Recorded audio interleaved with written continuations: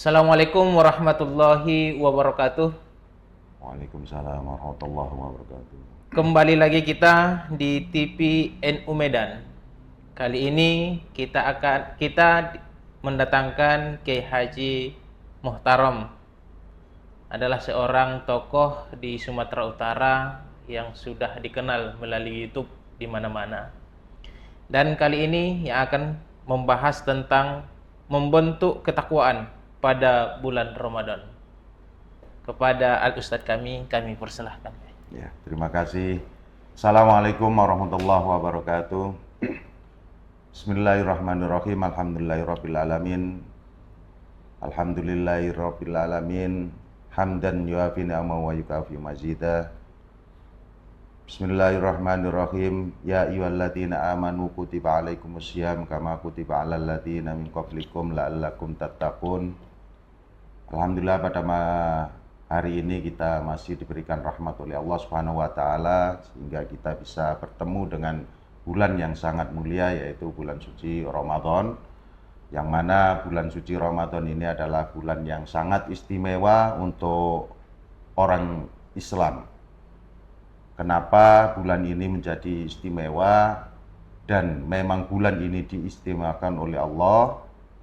Karena di salah satunya adalah di dalam bulan Ramadan ini diturunkan Al-Quran. Ya. Jadi selain diturunkannya Al-Quran, maka di selama bulan Ramadan ini banyak keutamaan ibadah atau pahala ibadah tersebut dilipat gandakan oleh Allah Subhanahu wa taala, yang mana kita sebagai orang muslim tentu tidak boleh menyia-nyiakan kesempatan yang hanya datang satu tahun sekali, ya.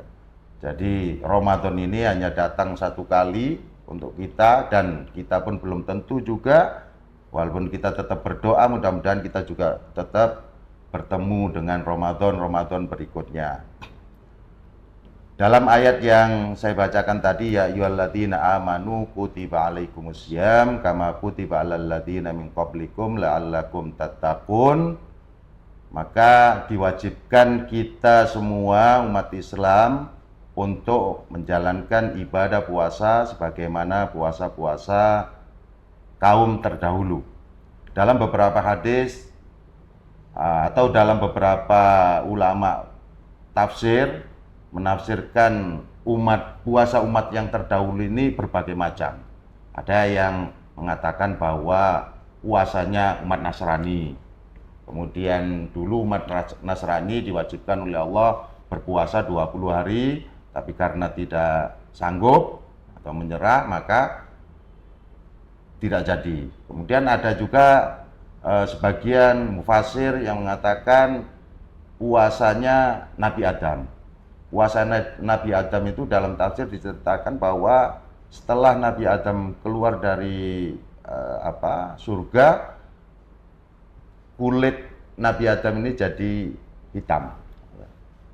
Kemudian mengadu pada malaikat, akhirnya turun perintah untuk melakukan puasa 3 hari. Itulah yang dikenal dengan puasa Yaumul Bid, yaitu tanggal 13, 14, 15 di bulan Hijriah atau di penanggalan Hijriah. Itu sebagian mufasir mengatakan seperti itu. Atau puasanya Nabi Nuh, yang mana begitu Nabi Nuh ini mau berangkat mengarungi naik ke perahunya itu semua disuruh berpuasa, termasuk hewan-hewan dan sebagainya. Namun apapun itu, yang jelas dalam ayat tadi kita la'allakum ada kalimat la'allakum tattaqun. Tentunya agar kita bertakwa kepada Allah Subhanahu wa taala.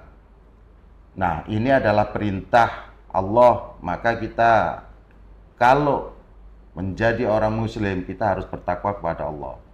Selanjutnya kita akan membahas takwa ini apa gitu. Takwa itu bagaimana gitu. Maka makna dari takwa tersebut kita bisa mengambil atau mengutip hadis Nabi at-taqwa hahuna. Yang Rasulullah mengatakan bahwa at-taqwa hahuna sambil menunjuk pada dada beliau 3 kali, at-taqwa hahuna, at-taqwa hahuna. Jadi artinya ketakwaan seseorang itu ada di dalam hati, tidak di dalam tampilan. Tidak cukup ketakwaan itu, tidak bisa kita nilai dari pakai peci, pakai baju koko, pakai jubah dan sebagainya. Tapi takwa itu ada di dalam hati. Maka ketakwaan seseorang itu tidak ada yang bisa mengetahui kecuali Allah Subhanahu wa taala. Maka belajar dari situ, kita tidak boleh juga menjustis atau memvonis seseorang, orang itu tidak bertakwa atau begini dan sebagainya. Tentu kita kembalikan semua pada Allah. Maka karena takwa itu di dalam hati, maka di dalam kita menjalankan puasa ini Ramadan, kita tidak hanya menjaga dari lapar dan dahaga saja, tapi tentunya kita harus menjaga juga sikap kita, hati kita, perilaku kita. Jadi kita tidak ada masyarakat yang biasanya orang awam mengatakan kalau marah puasanya batal. Ya tidak, puasanya tidak batal, cuma pahala puasanya yang hilang karena dia tidak bisa mengendalikan hatinya. Nah, ini sangat penting sekali di dalam menjalankan ibadah puasa ini. Biasanya kita cenderung ya terpancing atau tidak bisa mengendalikan hati kita, akhirnya kita menjadi emosional. Apalagi saat kita di jalan, dipotong orang, kemudian kita marah-marah. Memang puasa kita secara fikih, secara hukum tidak batal, tapi pahala puasa kita akan berkurang tentunya. Jadi ini juga yang dimaksud bahwa dengan puasa itu kita meningkatkan ketakwaan kita kepada Allah, tentunya dengan menjaga hati kita, ucapan kita, perilaku kita tadi. Kemudian bagaimana caranya agar kita itu bisa meningkat ketakwaan kita di bulan puasa? Ya, tentunya dengan banyak melakukan ibadah. Karena apa? Tadi saya sudah sampaikan bahwa semua ibadah yang dilakukan di dalam bulan Ramadan itu ditingkatkan nilai pahalanya. Jadi di situ kita ada dalam bulan puasa kan ada kalau qiyamul lailnya termasuk sholat tarawih, sholat tahajud, sholat witir dan sebagainya. Yang biasanya kalau hari-hari biasa mungkin kita tidak sempat atau tidak mampu, insya Allah di dalam bulan puasa kita akan melakukan itu. Kemudian yang harus diingat juga, walaupun pahalanya, karena pahalanya ditingkatkan, tentu kalau kita melakukan dosa, ya ditingkatkan juga. Gitu. Berapa ulama mengatakan bahwa kalau ada bulan yang ditingkatkan nilai pahalanya, maka di situ juga kita harus ingat bahwa kalau kita melakukan dosa dilipat gandakan juga dosanya. Makanya harus hati-hati. Maka dari situ di bulan puasa ini kita para ulama mengajarkan kita untuk banyak berzikir, membaca Al-Quran, ya kan? Baca doa-doa, dan juga bisa juga kita membudayakan untuk saling tolong-menolong. Karena puasa ini tadi kita satu hari tidak makan, tidak minum, bagi sebagian orang yang tidak biasa berpuasa mungkin berat. Bagi sebagian orang yang biasa puasa mungkin biasa saja. Artinya bagi yang tidak biasa itu kita harus bisa merasakan dengan saudara-saudara kita di luar sana yang tidak bisa makan, memang betul-betul tidak bisa makan, bukan karena puasa. Nah, kita harus ingat ke sana. Begitu juga ingat kepada diri kita, seandainya kita dalam kondisi kekurangan rizki, kita pun harus bisa kuat juga. Beginilah rasanya orang yang tidak makan dalam satu hari. Maka dianjurkan juga kita di dalam bulan Ramadan ini untuk berbagi pada sesama. Biasanya orang bagi-bagi takjil atau bagi-bagi nasi untuk buka puasa dan sebagainya. Namun beberapa mufasir di dalam menafsirkan ayat di atas tadi, ayat surat Al-Baqarah ayat 183 tadi, itu untuk zaman akhir ini ya, itu orang malah lebih cenderung sibuk untuk menyiapkan makanan. Bukan untuk berbagi, tapi untuk nanti buka puasa kita nyari makanan apa yang enak-enak. Nah, kita kembali lagi kepada hati tadi, karena takwa tadi di hati, maka kita harus mengendalikan hawa nafsu kita. Bukan saya, silakan di ini sendiri ya. Biasanya kalau sore kita udah jam 5, habis asar, kita jalan-jalan, melihat makanan, seakan-akan mau kita makan semua. Semua kita borong. Akhirnya orang Indonesia ini di bulan Ramadan itu menjadi masyarakat yang konsumtif. Semua dibeliin gitu. Padahal begitu buka puasa, kena air putih 1 gelas, udah hilang semua selera tadi. Nah ini adalah bahasa-bahasa hati. Ini adalah ibadah-ibadah hati yang harus betul-betul kita latih di dalam bulan Ramadan ini agar bisa baik. Kita boros kan nggak boleh juga. Innal mubazirina ikhwan sayatin kan. Mubazir. Karena kebanyakan udah dibeli semua karena udah kena minuman tadi teh manis atau kopi, ya kan, 1 gelas, makanan yang kita borong tadi nggak termakan. Akhirnya besok terbuang. Nah, hal-hal ibadah yang ringan yang seperti ini juga harus kita perhatikan di dalam bulan suci Ramadan seperti ini agar puasa kita agar Ramadan kita ini Ramadan yang mendapatkan ridho dari Allah Subhanahu wa taala, ibadah kita juga bisa maksimal, walaupun sempurna kita tidak bisa mengatakan sempurna, tapi setidaknya kita bisa maksimal di dalam ibadah Ramadan ini. Nah, jadi hati kita pun hati kita juga terlatih, jasmani kita juga terlatih. Terkadang kita sudah banyak membaca bahwa puasa itu menjadikan sehat.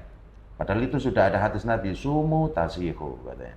Dokter di penelitian ilmiahnya pun sudah mengatakan bahwa puasa itu bagus, baik untuk kesehatan. Walaupun ada sebagian penyakit yang memang mengharuskan untuk tidak puasa, gitu kan. Tapi itu bagus. Cuma terkadang kita itu lupa tentang hal itu karena kita sudah disibukkan dengan hal duniawi tadi, yang menyiapkan tentang lebarannya, menyiapkan apanya, ini segala macam itu sebenarnya gangguan atau godaan pada kita yang harus kita perangi. Boleh kita menyiapkan duniawinya, oke, tapi tidak boleh juga kita sampai meninggalkan ibadah-ibadah yang dianjurkan di dalam bulan suci Ramadan tersebut. Jadi itulah yang harus kita perhatikan sehingga nanti ya di dalam kita menjalankan ibadah puasa di 1 bulan Ramadan ini, ketakwaan kita kepada Allah menjadi meningkat, menjadi bertambah, emosional kita pun menjadi terkontrol. Jadi 1 bulan ini kita belajar di situ. Kemudian jasmani kita pun insya Allah sehat. Saya sudah merasakan yang disarankan dokter kalau kita sakit asam lambung disuruh puasa. Karena saya sudah biasa puasa, insya Allah dengan puasa enak, cepat. Dan itu memang bukan kajian ilmiahnya sudah banyak beredar. Hadis Nabi udah jelas, sumu tasihu. Maka yang saya amati atau saya lihat di masyarakat ini kebanyakan orang takut dengan puasa. Saya kerja jadi nggak puasa. Seingat saya belum ada orang puasa terus mati. Puasa Ramadan ya ini. Puasa Ramadan ya, kemudian puasa, kemudian sampai mati itu saya ingat kan. Walaupun dia kerja keras, kerja bangunan di panas-panas, insya Allah tidak ada. Kalau memang kita itu betul-betul takwa tadi, la'allakum tattaqun itu tadi, karena hati kita, niat kita betul-betul mencari ridho Allah, insya Allah semuanya kuat.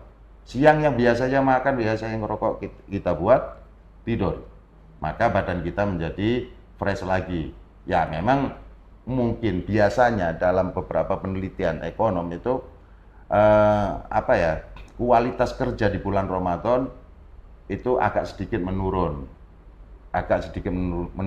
gitu. Jadi itu wajar, ya wajar saja. Tapi tidak harus kita nanti bekerja ya ibadah, betul. Tapi puasa ini adalah termasuk ibadah yang wajib, yang mana jika kita meninggalkannya maka kita harus mengqadha. Kira-kira diqadha nggak kalau kita nggak puasa kan? Kan harus dibayar lagi kan diqadhanya. Maka itu wajib sekali. Maka agar kita rezeki yang kita dapatkan pun menjadi berkah, barokah, ya kita ambil puasa, ya tinggal bilang sama bosnya, nanti karena saya puasa, insya Allah semua tahu, saya udah biasa mengalami seperti itu. Jadi walaupun tahu kok bos-bos kita walaupun di luar Islam, mereka akan tahu. Jadi jangan menjadikan penghalang puasa ini. Karena kita udah besoknya, besok saya kerja maka saya nggak puasa, karena kita sudah punya pikiran seperti itu, punya niat seperti itu, makanya jadi nggak kuat betul, akhirnya jadi nggak kuat. Nah, menurut saya niatkan saja, kalau memang betul-betul nanti pingsan umpama, ya udah tinggal dibuka, nah itu boleh, nanti tinggal mengganti lagi kan gitu. Jadi saya rasa itulah yang perlu saya sampaikan. Jadi kesimpulan dari saya seperti ini, menjalankan ibadah puasa itu nomor satu kita kan harus niat. Niat itu ada dalam hati juga. La'allakum tattaqun tadi, takwa itu ada di dalam hati. Maka kita harus banyak-banyak menjaga hati kita. Agar di dalam puasa itu tadi kita bisa menjaga lisan kita, hati kita, perbuatan kita. Kalau hati, lisan dan hati kita ini tadi udah terjaga, insya Allah kita dalam menjalankan ibadah-ibadah itu insya Allah ya mendapatkan ridho dari Allah Subhanahu wa Ta'ala. Dan sebenarnya itulah kuncinya kita hidup di dunia ini.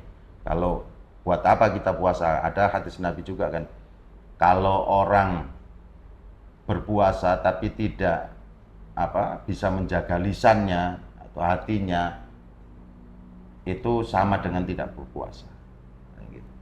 Jadi itu, kemudian mari kita tingkatkan juga rasa kepedulian kita kepada sesama, pada yang lain, untuk saling menolong. Ada juga hadis, siapa yang memberikan makanan berbuka puasa, maka pahalanya sama dengan orang yang berpuasa tanpa mengurangi pahala puasa dia. Nah, maka dari situ rajin-rajin kita kalau memberikan takjil atau berbuka puasa, ya biar pahalanya lebih afdol lagi, kita carilah pesantren ustadz justru itu, karena tentunya beliau-beliau atau santri-santri ini kan jauh lebih menjaga dari kualitas puasanya tersebut gitu. Maka banyak organisasi-organisasi biasanya di bulan puasa ini memberikan bakti sosial, entah makan untuk buka puasa atau sahur, biasanya makan nasi kotak untuk sahur dan sebagainya. Ini juga amalan-amalan yang dianjurkan sekali selama bulan puasa. Dengan begitu mudah-mudahan teman-teman kita yang selama ini kekurangan makan, kekurangan insya Allah menjadi senang, gembira, sampai dan dia pun juga bisa akhirnya bisa ikut menjalankan ibadah puasa. Ya Rabbal Alamin. Saya rasa cukup dari saya seperti itu aja. Terima kasih Kiai sudah memberikan tausiah di hadapan kita bersama. Begitu juga dengan sahabat TPNU dimanapun berada. Kiai kita ini sudah menjelaskan amalan di bulan Ramadan adalah termasuk menjaga hati sesuai dengan niat kita pribadi. Jadi gini Kiai, kan banyak orang di awal bulan Ramadan itu masjid itu penuh semua Kiai. Jadi sop yang pertama dan terakhir itu semakin maju ke depan Kiai. Terakhirnya pas di bulan terakhir, di hari-hari terakhir Ramadan semakin maju sopnya itu. Tinggal satu sop, bahkan imamnya yang tinggal tinggal gitu kan. imam. Kan yang seperti ini tergantung apakah memang di awal bulan Ramadan itu niatnya memang kuat, tapi pas di akhir niatnya berubah Kiai. Banyak orang yang mengatakan habis bulan Ramadan cuma Ramadannya yang pergi, tapi keimanan takwaan dia tetap segitu aja. Tidak bertambah, nggak ada pengaruh dari bulan Ramadan itu. Iya. Jadi itu di mana-mana biasanya terjadi. Maka tadi saya jelaskan juga, kita niat berpuasa ini niat bertakwa, bertakwa kepada Allah. Karena la'allakum tattaqun itu tadi harus digaris bawahnya dan diperhatikan betul di situ. Kita ingat juga sebuah hadis kan, cemana itu, innallaha la yanzuru ila suwarikum wala ila amwalikum. Ya kan? Jadi Allah itu tidak melihat paras, tidak melihat harta kita, gitu kan. Walakin yang duru ila qulubikum wa a'malikum. Jadi Allah itu melihat ketakwaan kita dan juga hati kita. Karena hati tadi, takwa itu ada di dalam hati, maka menjadi disitulah ketakwaan kita tadi kan, wa amalakum, dan perbuatan kita. Jadi ini kenapa saya kutip hadis ini, artinya begini, kita beragama ini juga harus ingat juga bahwa yang dilihat oleh Allah itu tentang ketakwaan kita. Kenapa orang sampai di awal Ramadan rame, kemudian makin ke belakang, makin habis sopnya di masjid dan sebagainya itu, yang saya tahu ya, itu kebanyakan orang sudah mulai disibukkan dengan urusan duniawiannya. Besok Lebaran, pulang kampung, mudik, baju baru, ini itu, segala macam urusan duniawi. Bukan kita tidak boleh mengurusi urusan duniawi, boleh. Tapi seperti yang disampaikan tadi, kita harus tetap menjaga juga ibadah-ibadah yang diwajibkan oleh Allah Subhanahu wa taala. Tarawih memang sunat. Nanti orang menjawabnya, tarawih kan sunat. Jadi bisa tarawih di ini. Oke, nggak ada apa, nggak masalah gitu. Memang boleh di mana-mana saja. Tapi kebanyakan kalau nggak tarawih ke masjid, hilang tarawih kita, nggak jadi tarawih itu. Begitu pulang sampai rumah capek udah tidur. Nah ini harus dijaga. Maka kalau kita ingin mendapatkan betul-betul ketakwaan atau hasil dari puasa Ramadan yang baik, ya semuanya itu dikontrol. Yang jelas masalah hati tadi dikontrol, emosional dikontrol. Emosional kan banyak macam-macam ya. Emosional ke meraih harta ini tadi memang betul. Kalau memang nggak bisa mudik, ya kondisinya nggak betul-betul nggak bisa mudik, ya nggak usah mudik. Ya, jadi artinya kita harus mengutamakan yang akhirat. Dunia tetap karena kita hidup di dunia. Butuh memang. Kalau Lebaran nggak megang duit, terkadang kan kita masalah gengsinya gitu masalahnya. Lebaran harus ganti mobil, ganti kereta dan sebagainya. Ini yang menjadikan nggak bagus. Sebenarnya kalau kita biasa aja, insya Allah sudah dijaga semua, sudah dicukupi semua oleh Allah Subhanahu Wa Taala. Cuman terkadang karena kita tidak bisa menjaga hati kita tadi, maka gengsi kita yang kita tinggikan akhirnya udah lupa. Ya udahlah, pokoknya malam pertama sama malam terakhir tarawihnya Malam terakhir kan mau kerja udah libur, udah nggak ada itu. Udah biasanya ada sebagian masjid yang rame lagi di situ. Namun kita hanya bisa memberikan motivasi, tidak bisa juga kita Ustadz memaksa mereka harus nggak bisa juga nanti salah juga. Artinya kita hanya mengingatkan melalui forum ini yang mudah-mudahan bisa diterima oleh masyarakat. Artinya kita tetap harus ingat ibadah yang pokoknya itu harus di ini, dan kemudian tambahan-tambahan ibadah tadi dilengkapin agar ketakwaan kita bisa makin tebal, ya kan? Kemudian begitu selesai Ramadan kita bisa istiqomah juga. Itu Ustaz kira-kira. Luar biasa pemirsa sahabat TPNU dimanapun berada. Dan satu lagi yang mau kita tanyakan itu adalah tentang hati atau tentang ketakwaan kepada Allah di bulan Ramadan ini juga. Gini Kiai, ada nggak amalan khusus Kiai untuk meyakinkan hati kita itu untuk selalu istiqomah kepada Allah? Untuk amalan khusus biasanya begini. Tadi saya sampaikan juga salah satu amalan di bulan Ramadan itu adalah zikir, ya, wirid, zikir dan sebagainya. Para kiai kita, para guru kita, tuan guru kita, buya kita udah banyak juga mencontohkan kita ini harus ada satu amalan yang rutin atau istiqomah kita baca. Saya nggak usah menyebutkan nanti amalan, nanti contoh amalan ini biar kaya, nanti akhirnya pikiran kita tujuannya untuk kaya. Tapi itu yang penting zikir. Zikir itu kan tujuannya ingat pada Allah, ya kan, ingat pada Allah. Masalah nanti setelah kita istiqomahkan kemudian ada keistimewaan yang Allah berikan, itu ya urusan Allah lah gitu ya. Banyak sekali sebenarnya doa-doa atau wirid-wirid yang bisa menjadikan kita ini atau hati kita ini terkontrol. Kalau saya itu lebih banyak diajarin ke sholawat. Sholawat itu terserah mau yang panjang pendek segala macam, berbagai macam. Tapi kalau saya lebih cenderung ke sholawat Jibril. Jadi sholawat Jibril itu yang bunyinya Sallallahu ala Muhammad. Jadi pendek, singkat, terus enak. Saya pernah dengar Al-Mahfurlah Mbak Kiai Maimun Zubair itu pernah mengatakan begini, zaman dulu itu ibadah itu yang nomor satu tahlilan itu, tahlil ya. Tapi sekarang ini yang nomor satu itu sholawat, yang nomor duanya tahlil. Sekarang dibalik.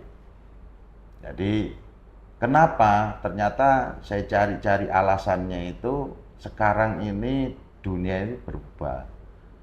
Kita ini sudah terlalu banyak fitnah di dunia ini. Maka amalan yang enak dan sebaiknya itu sholawat. Sholawat itu kenapa? Karena sholawat itu kalau kita punya niat apa saja, walaupun niat duniawiyah, itu tetap diterima. Man sholla alayya sholatan wahidan sallallahu alaihi asra sholawatin wa khotot asra darojatin kan gitu. Jadi siapa yang membaca satu sholawat saja kepadaku, maka Allah membacakan sholawat kepada dia 10 kali. Kemudian diangkat 10 kali derajatnya. Ini fadilah ini walaupun untuk menjadikan motivasi, kita niat karena itu boleh. Berbeda dengan yang lain. Baca Al-Quran, Mama, saya baca Al-Quran biar ditengok keren atau sama ini, itu udah nggak dapat pahalanya. Tapi kalau sholawat tetap dapat pahalanya. Satu. Kemudian kata para ulama, para kiai, sholawat ini membawa aurah dingin ke badan. Dan kita baca sambil naik kereta, sambil apa, ya udah sholawatan. Insya Allah kalau kita sering-sering mendawamkan atau mengistiqomahkan baca sholawat ini, kalau belajar istiqomah itu biasanya para tuan guru kita mengajarkan begini, habis sholat fardu, nanti umpama dibaca 100. Jadi kan zuhur kayak gini 100, nanti asar 100 gitu. Itu sebenarnya bukan masalah bilangannya, tapi kita untuk melatih kita untuk istiqomah itu aja. Untuk istiqomah, oh besok ini habis sholat baca. Walaupun udah bunyi handphone kerangkering, tetap kita baca 100. Karena kita menjaga istiqomah. Nanti lama-lama kalau itu Ustadz bisa menginikan merutinkan 40 hari, biasanya berjalan sendiri itu nanti. Nah, ini termasuk latihan-latihan apa. Kalau masalah wiridnya banyak Ustadz, nanti kalau dibahas di sini ya, untuk nyari udah ini ya. Masih udah nikah? Sudah. Mau nyari apa biar punya anak soleh, ada lagi sholatnya. Tapi yang jelas dengan berzikir itu tadi, mudah-mudahan kita di jalan sama kayak saya tadi di jalan, kadang dipotong orang, astagfirullah, karena mau marah juga gitu kan. Nah, hal-hal yang seperti itu, kita sebagai orang NU ini, kita kan Nahdliyin ini kan kaum santri katanya. Iya. Jadi santri itu ada pepatah begini, kala rupo menang dungo. Itu kalau orang Jawa bilang. Tahu maksudnya? Kala rupo menang dungo. Kala wajah menang di doa. Makanya santri itu orangnya jelek, tapi istrinya cantik. Jadi seperti itu. Maka kekuatan doa, kekuatan batiniah di NU itu biasanya nomor 1. Orang bilang lagi di NU itu bukan masalah apanya, suwuknya. Kalau orang Jawa bilang suwuk, tahu suwuk? Suwuk itu ngobatin orang. Kalau ada orang datang ya kan, ke rumah sakit atau apa, ambil air, dimbus, dibacain doa-doa. Nah itu namanya suwuk, namanya itu disuwuk. Nah itu terkenal NU sebenarnya di sana gitu loh. Cuman karena perubahan zaman ini ya sekarang lain lah, itu hampir punah. Tapi Nahdliyin harus bisa itu, wiridan, doa itu harus bisa. Itu Ustaz. Oke, terima kasih Kiai. Nggak terasa sudah lewat 30 menit juga Kiai. Iya. Mudah-mudahan apa yang disampaikan oleh Kiai kita bisa kita amalkan di bulan Ramadan ini. Amin, Bahkan ya di bulan-bulan selain bulan Ramadan bisa kita meningkatkan keimanan dan ketakwaan kita kepada Allah Subhanahu wa taala. Amin. Wallahul muwaffiq ila aqwamit thoriq. Assalamualaikum warahmatullahi wabarakatuh. Waalaikumsalam warahmatullahi wabarakatuh.